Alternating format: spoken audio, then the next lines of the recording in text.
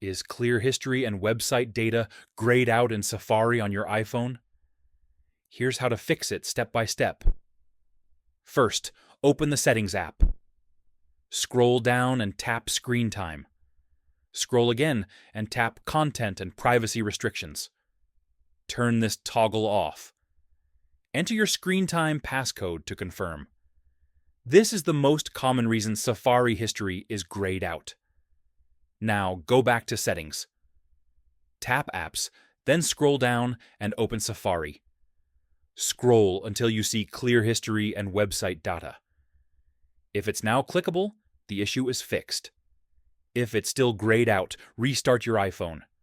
Swipe down from the top right to open Control Center.